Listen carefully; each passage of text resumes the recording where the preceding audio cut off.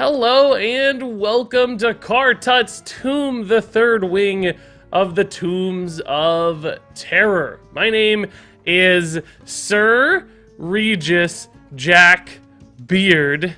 Yes, I know it's confusing, but I don't look anything like Elise Starseeker. Despite that, we're gonna help her on her journey through Kartut's tomb. Now, as always, it's not gonna be easy for our good friend Elise, because yet again, there's going to be a twist.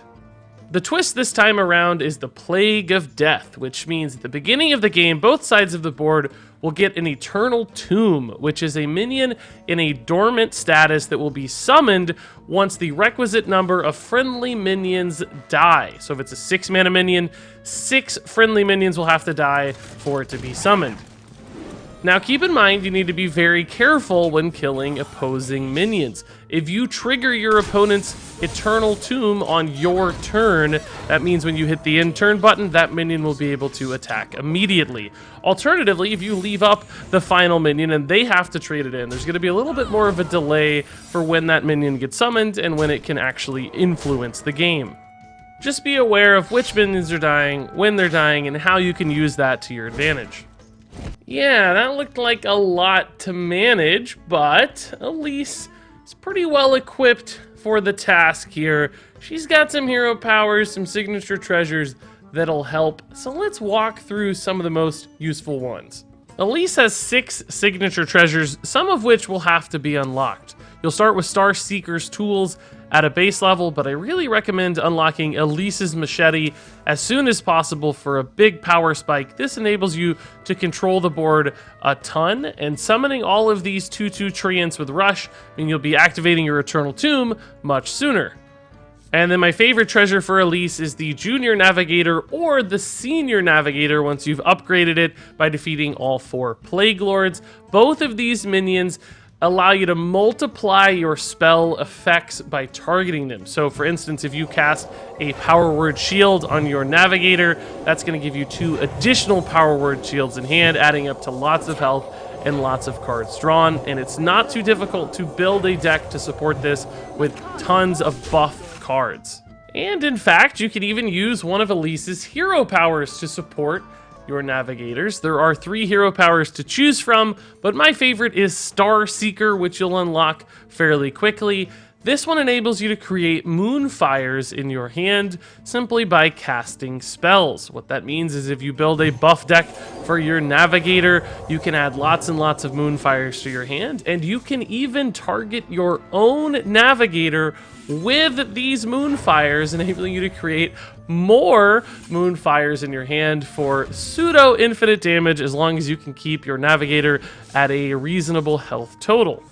You should also keep an eye out for a treasure you might discover along the way called Scroll of Nonsense. It'll give you a passive plus 10 spell damage at the start of the game, and although it decreases over time when you're adding things like 0-mana moonfires to your hand, this can become a very powerful tool for dealing lots of damage to the opposing boss or just efficiently removing minions. Okay, some of that actually seemed pretty amazing, but the bosses in Kartut's Tomb aren't just going to let you walk in and start wreaking havoc.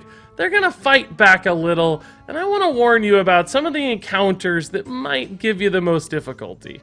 The first boss I wanted to point out is Jatheros of Questions and his hero power, the Riddle of the Sphinx, which forces you to guess which card the boss is going to play. If you guess that correctly when the boss attempts to play it, it's simply just going to fizzle out and do nothing, which doesn't necessarily add up to a lot of inherent difficulty, but it's just so much fun that I had to talk about it. This boss is really, really enjoyable. Now, a boss you need to be more careful around is the Trap Room, which may be familiar to some long-time Hearthstone players out there. This boss is all about summoning secrets into play, both through its deck, but also through its hero power, which means you're going to have to navigate all kinds of traps and tricks and secrets if you want to win, which isn't easy. Just take this boss very carefully, very slowly, and you'll be fine. And then finally, of course, we have the Plague Lord of Death. which is an awfully intimidating title, and the boss is pretty scary too. It has a hero power to start with called Foreboding Fate, which will trigger a friendly minion's death rattle. Now, to safely navigate this one, you'll need to very carefully kill off minions that have powerful death rattles, perhaps leaving behind a minion with a weaker death rattle in its place if you're forced to choose. That way you can really limit the upside. Otherwise, you'll be summoning all kinds of giant minions off of this hero power. You can't just ignore it. You have to be very calculated in how you take trades. Otherwise, things are going to go very bad for you very, very fast. The Plague Lord of Death sure seems pretty scary. Maybe not as scary as the guy wearing the hat and the monocle and the fake mustache, but close. That said, I did leave a couple hero powers there to surprise you. I didn't want to spoil the entire fight this time around, but needless to say, you'll have to be very careful about which minions are dying in that fight. All of that said, I think that wraps it up for this video because you've got all the knowledge you need to tackle Kartut's Tomb, but stay tuned for another installment as we tackle the final wing and the final chapter of the Tombs of Terror. Thank you so very much for watching, and until next time, to adventure!